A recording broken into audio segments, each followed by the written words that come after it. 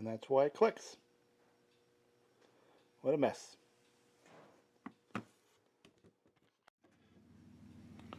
Now, I had done this video once before about putting the exhaust plates on, but here's a couple of little details and notes. This gasket came out of one of those aftermarket kits, and this one is an OEM gasket from Evinrude Johnson, the genuine gaskets. If you look, there's a few little areas where the OEM gasket is noticeably better than the aftermarket one. Not that that wouldn't work, but I would prefer to put this one in here. So that's note number one.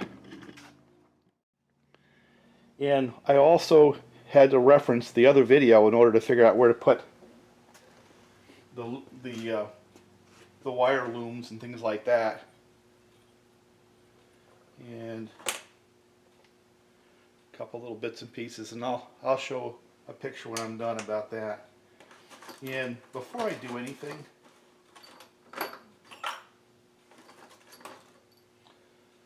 I'm going to be taking these and cleaning them up, because that's obviously they had leaked a little water into the holes where they go through, so I want to clean these up and put anti-seize on them before I put that together. So this will be a short video because it's really 2.0 of what I did last year, but I want to make a couple of the points. And 1 year later, by the way, that motor that I did on the first video runs beautifully, and there's no leaks, there's no nothings. So that was a successful build.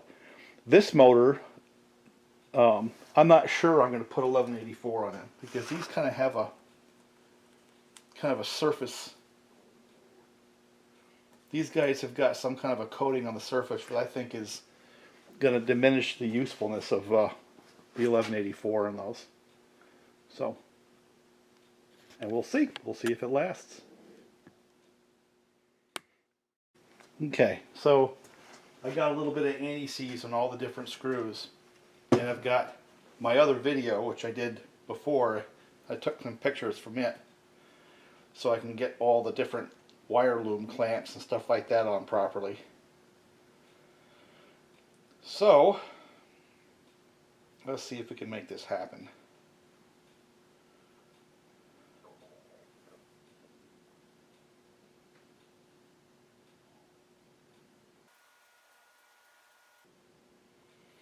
Alright, the one with a post, it's in here somewhere.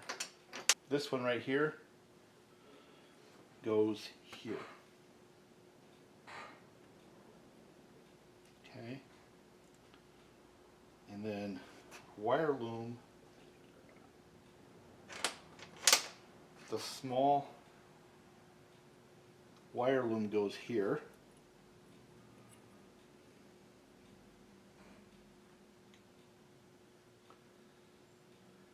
This one goes here, and then 1, 2, 3, 4. 1, 2, 3, 4. The big wire loom goes here. All right, so that's what we have to get to. So we can continue. And what it turns out is this gasket right here is no longer available in any way, shape, or form. They've actually substituted the part number that used to be this for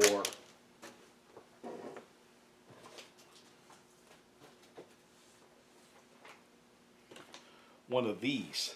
So basically this 03319116 has been substituted. And really, if you think about it, it makes sense, because there's really nothing to seal here. It's just this cover right here, and the only thing that really has to be sealed is the outside of it. And then on these places right here, all that really needs to have happen is to have those be like a spacer so that you don't flex the cover. So I get it, I suppose. While I'm at it, I'm going to make sure that's clear. And then we'll go back and put this one together. It's clear. Good enough. Alright, let's put this thing together. Been dilly-dallying long enough.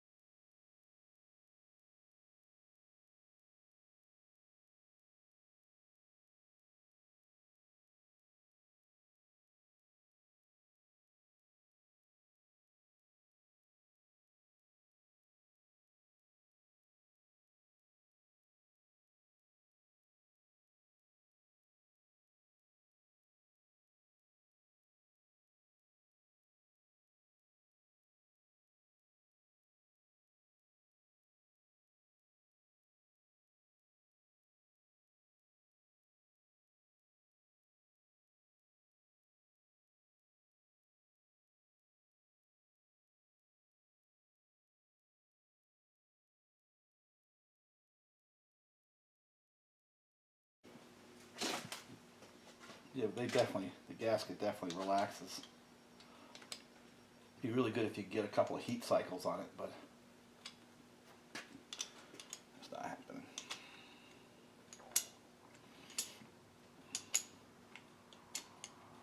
All right, I'm gonna bring it up to 6.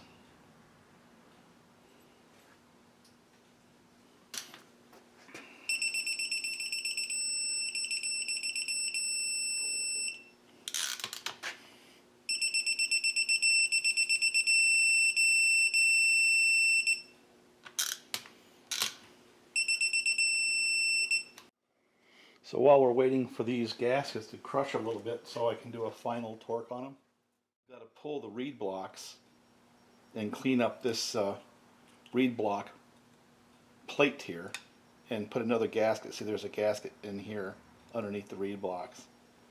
So I've got some work to do on that. These have those flathead Phillips that are sort of tapered.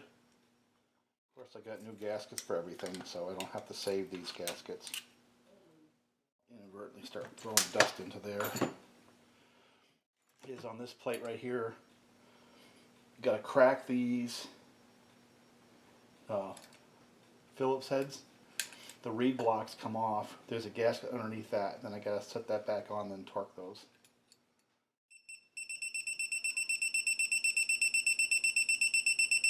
They settled that much. Sounds to me like we're going to need a third torque. Probably.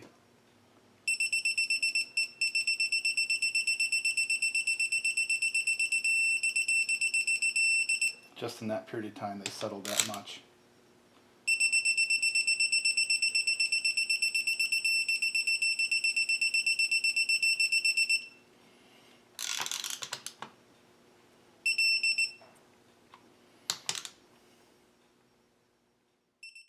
Pounds to 84 inch pounds. That's between 5 foot-pounds and 7 foot-pounds. So I always kind of go for like 6.5 because I don't want to bust one of these off or strip out a thread. Yeah. But that's going to settle again, and we'll do one more. But you bust these loose. Sometimes it's not easy to break those loose. I've done in the past, just so I don't F them up, is use an impact driver just to crack them. I don't know if you've ever used one of these. I've used that one. And basically what happens is you crack it loose, you know, just get them cracked loose. And then you can wind them out and you won't damage the... And a lot of people don't know how to use these, by the way.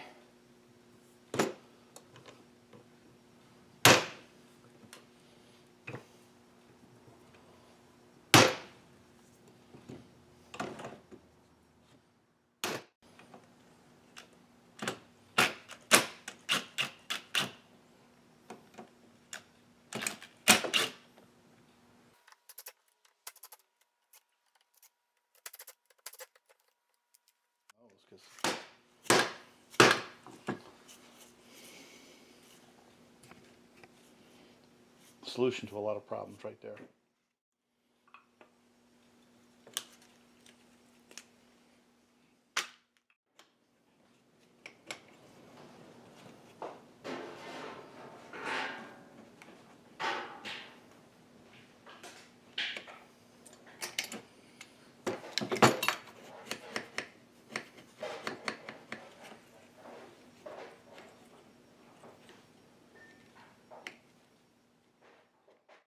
got the reed blocks on.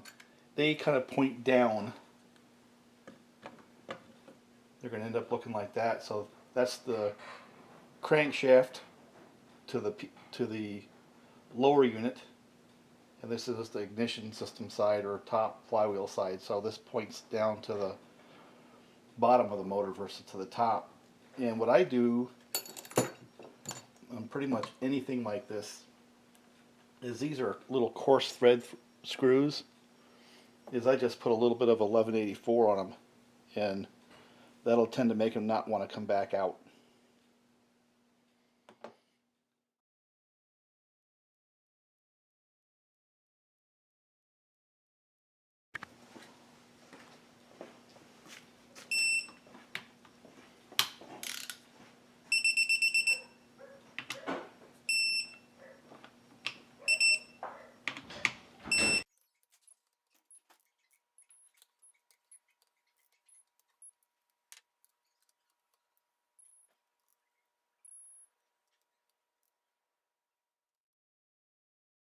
Just run these again just to make sure that they've settled in.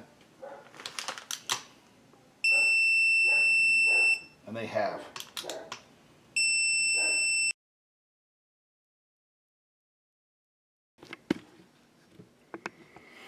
You know, I'm going to start this video with a bit of a monologue, and that is we're moving this along and dealing with life.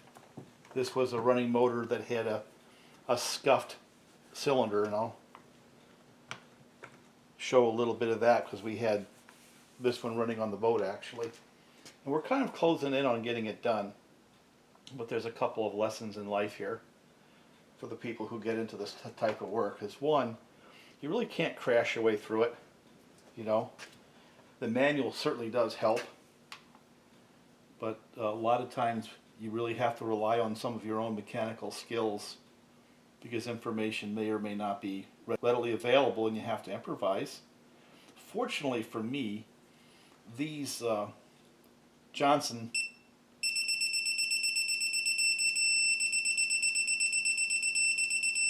Evinrude motors of this era, there are a lot of them are very similar.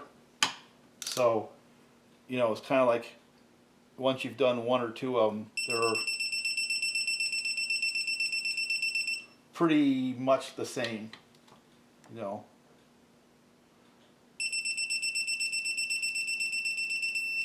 More or less cylinders, and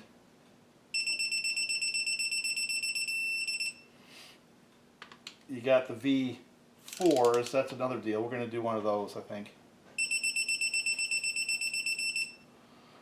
But I like them, you know. I'm unabashed. I'll tell you right out, I like these motors. While I like my Mercuries more, these are definitely easier to work on. And they're a rugged design, very, very rugged design. Pretty much all of them are. This is like the second time I've been on these bolts here, these screws, because the gasket crushes a little bit. So I always do it twice, where I do it once, then I come back and hit it again.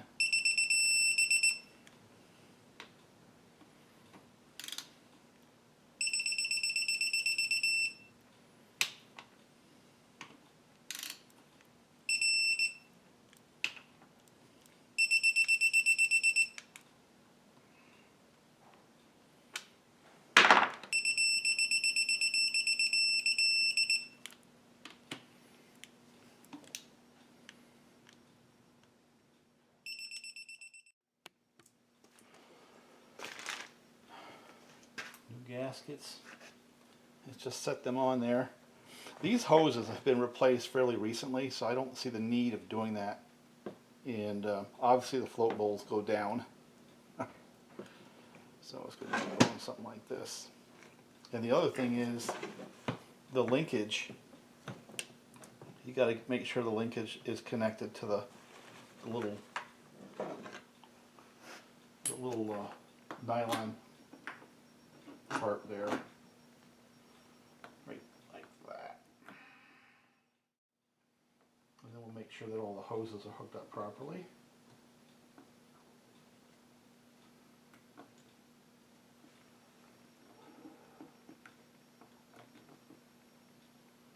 Oh, come on, get in there.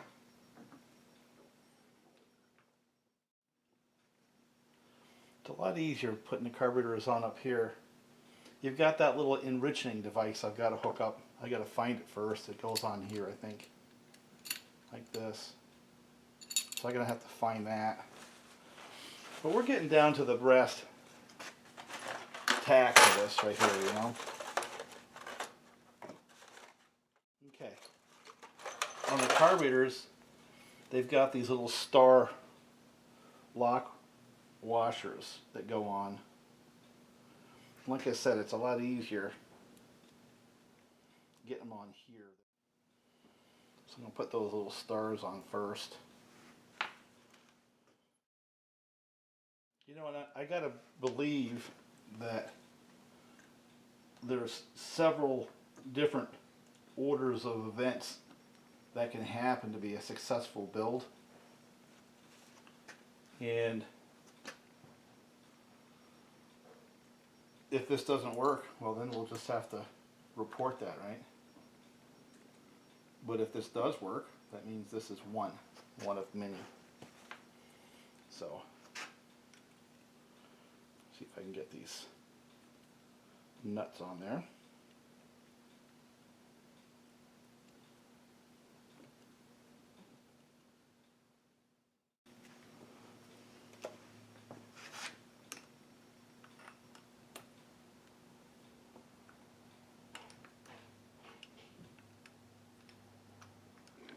So the takeaway is 2 sets of hands are better than 1. No crane was necessary. We took that gasket. Let me see if I have another one. Basically glued one of these on the bottom with 1184. And this fellow right here took one half the motor, and I took the other. Put the lower unit in gear, and then on these here, those big washers, top and bottom, tightened these up, got that bottom tray on, and then glued the big washers to the top of this cover right here. There's a star. And what can we say? We just picked it up and dropped it on, right? Pretty much. Pretty much. And then he was able to get this finger in there. There's a nut you got to get on. And then 6 of these.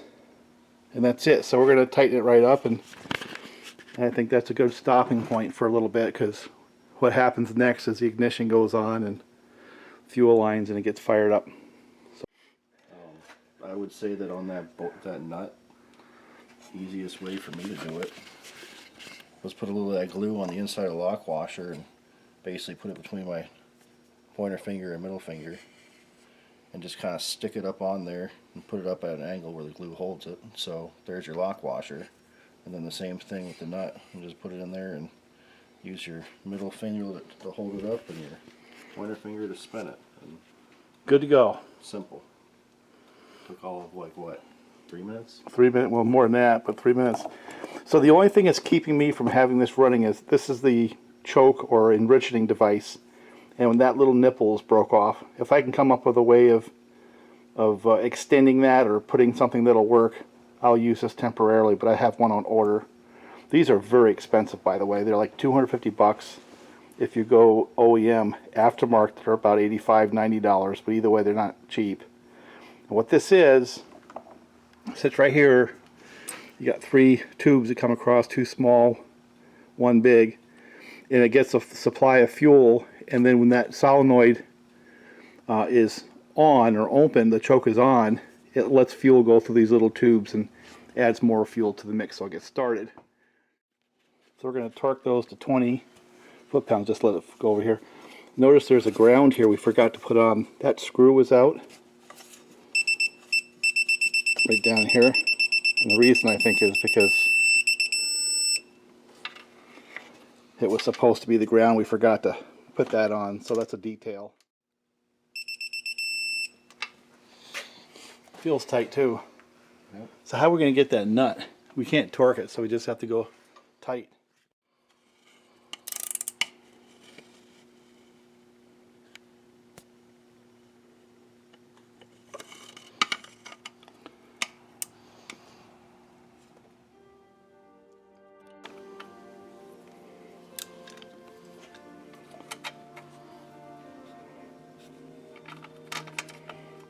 So he's mad at me because I didn't have him spin wrenches as much.